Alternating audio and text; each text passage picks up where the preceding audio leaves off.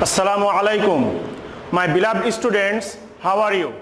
Hope you all are fine by the kindness of Allah the Exalted. Alhamdulillah, I am also fine by the kindness of Allah the Exalted. Welcome to NIEVS Home School. Here your religion teacher Wahid Noor, assistant teacher of Islamic Studies, National Ideal English Version School, day shift.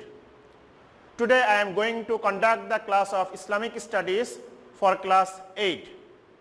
Before starting our classes, I would like to gratitude to those students who are continuously watching our all classes through the YouTube channel, and according to the classes they are performing their HW and also submitting to the teacher. My dear students, today our topic is discussion of lesson 15, chapter 4, lecture number 9. HW also is there, HW number 9. My dear students, today we will discuss one important information, important lesson, that is terrorism. Many of the peoples, they are thinking terrorism and jihad almost same, but we will confirm today, we will inform today what is terrorism. So let's start our topic. First of all, we have to know what is the Arabic term of terrorism. So terrorism, Arabic term is al-irhabu. Students, I written there al-irhabu. This is the Arabic term. And open your book, page number 113. Page number 113, you can see these pages, page 113, and underline which sentence are important. For example, al-irhabu, you can underline in your book. Al-irhabu, it can come in the MCQ or in knowledge based question. So al-irhabu is called terrorism. It means panic or terrible situation. And the definition is the practice of creating panic situation in order to taking something forcefully from someone is known as terrorism. Students, in the bracket I written another important information from your book, that is, it is the modern version of disorder and quarrel. It means terrorism is the modern version of disorder and quarrel.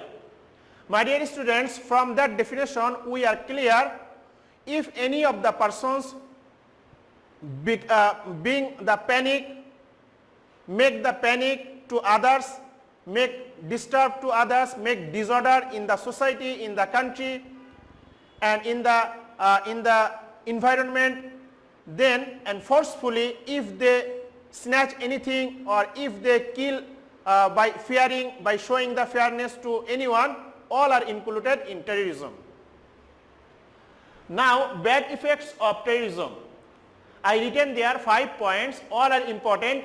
I think you keep attention here. Terrorism creates disorder and paralyzes the social life. Number 2, the normal lifestyle is disrupted. Disrupted means upset, break up. Number 3, there is no security of life in the area where terrorism prevails, and for this reason anybody can be the victim of unnatural death anytime. Students, think number 3. What is the, how important is number 3? There is no security of life in the area where terrorism prevails, and for this reason, I mean for the terrorism, anybody can be the victim of unnatural death anytime. So it can be, we can fall in that situation and we can be the victim. Number 4, the safety of man's property is questions for terrorism. Number 5, it destroys human dignity, creates hostility. Hostility means enmity, paralyzes law and order and administration. My dear students, from that 5 points we are clear. For the terrorism, what is the bad effects of terrorism? Mainly most of the points are there mentioned which are related to the human beings. For example, for this terrorism, many of the peoples, they are losing their life, they are not their death is not happening in the natural. So mainly those are terrorism, they are showing the fairness to the human beings.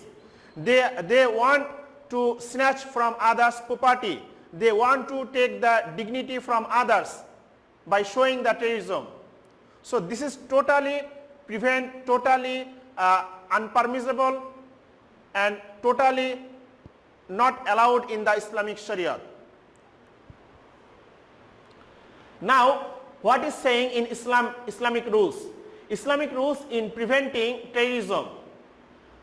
Number one, Islam has instructed the Muslims to fight against terrorism unitedly. Students, we cannot protect the terrorism alone. That's why Islam is ordering to the Muslims to fight against terrorism unitedly. So together, all the normal people, they will oppress, they will being the against of the terrorism unitedly. Which fight is as the war of the Mu'mins to keep faith in Allah. It means those are Mu'mins, they believe of Almighty Allah and they will fight against the terrorism only for making the happiness, making the pleasure to Almighty Allah. Regarding this, Almighty Allah says, A'udhu billahi minash shaitanir rajim, وَقَاتِلُوهُمْ حَتَّى لَا تَكُونَ فِتْنَةً. وَقَاتِلُوهُمْ حَتَّى لَا تَكُونَ فِتْنَةً. What is the meaning? Meaning is, and you will be relentlessly contending against them till there is no quarrel anymore. It means Almighty Allah is saying you have to opposite of the terrorism until that will be finished. I mean, you have to finish the terrorism together. And number two, Islam has generally taken 3 types of safeguards to remove terrorism. Students, this is the important information you can underline from your book. Islam has generally taken 3 steps, 3 types of safeguards to remove terrorism. So what is that? Number one is awarding punishment. I mean, Islam is arranging the punishment against the terrorism. That is, Allah dislikes much the act of terrorism and disorder.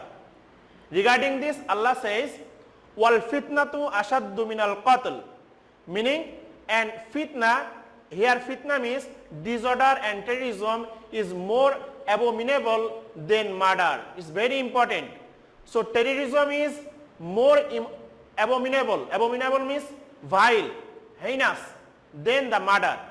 So murder and terrorism all are heinous work, sinful act, not allowed in the Islamic Sharia, but terrorism is more dangerous than the murder. In Surah Baqarah, Allah said it. And then number B, finding out reasons and proper solution. I mean, why the terrorists are doing this, why they are involved in this situation. We have to find out and what is the proper solution there. So Islam has put emphasis on finding out the reasons behind terrorism and its solution. For this reason, Islam has given much emphasis on taking steps to prevent poverty, unemployment and moral decadence. Decadence means fall. I mean, Islam is ordering to the normal human beings why the terrorists are involving in terrorism. We have to find out if there is any poverty or unemployment or the moral decadence. They need the moral solution. So if there is lacking of these things, we have to solution that. Then C number, moral awareness. By implementing Islamic principles and by awakening the sense of morality in every spheres of our life, we can abolish terrorism. It means we have to increase our moral awareness in every sector. Then we can prevent, we can obstacle the terrorism. Students, now number 3, I mean the Islamic rules in preventing terrorism, that 3 number is sorry, Allah has ordered to severely punish those who will continue the act of terrorism and violating his orders. I mean his orders means Allah's order. Almighty Allah asserts in Surah Maida ayat number 33, my dear students, this ayat is not mentioned in your book. There is the meaning, but I written this ayat. No need to write you this long ayat. I just show you how Allah said in Arabic. You can write the meaning from your book, and there are important points I discuss later. That is, Allah is saying, أعوذ بالله من الشيطان الرجيم إنما جزاء الذين يحاربون الله ورسوله ويسعون في الأرض فسادا أن يقتلوا أو يصلبوا أو تقطع أيديهم وأرجلهم من خلاف أو ينفوا من الأرض ذلك لهم خزي في الدنيا ولهم في الآخرة عذاب عظيم. So in this ayat, what is the main point? So the main point, all are against of terrorism and all are very dangerous. So main points are, will be killed. So those are performing these heinous activities in the worldly life for disturbing to the normal human being. So authority, the government will take the step, the government will kill them. First one is, they will kill them. And number 2, will be crucified. This also one kind of killing. Number 3, will be murdered by getting their hands and legs cut off from the opposite sides. And number 4, will be banished from the country. So it can be also punishment. They cannot stay, they cannot live in his own country. The government will punish them. They will cancel the living rights in the country. Now students, how to create awareness in the society? The sense of awareness can be created through detesting terrorism and socially boycotting terrorists. So through this sense, we can create the awareness in our society. So together we have to boycott the terrorists. If they are our relatives, also we have to boycotting to them. So my dear students, through this discussion, I hope you understood my discussion, how terrorism is dangerous in our life, and there is the severe punishment those are involving in this act. And if anybody is involved by misfortune, then we have to pray to Almighty Allah for showing the right path. So that's all for today, my dear students. And there is the HW number 9 in annual term, that is Islamic Rules for Preventing Terrorism full. It means from here, Islamic Rules in Preventing Terrorism, from here to last, I mean F2 country. You have to write this, or you can follow your book, lesson 15, chapter 4, same lesson, Islamic Rules for Preventing Terrorism full you have to write. And this is the lecture number 9. That's all for today, my dear students. What we are discussing all are important in your life, not only for the study. In general life, if you think generally, you can perform, you can be safe from that, you can be protect from others. So my dear students, keep practicing at home, stay safe, see you soon inshallah. Till then, Assalamu alaikum.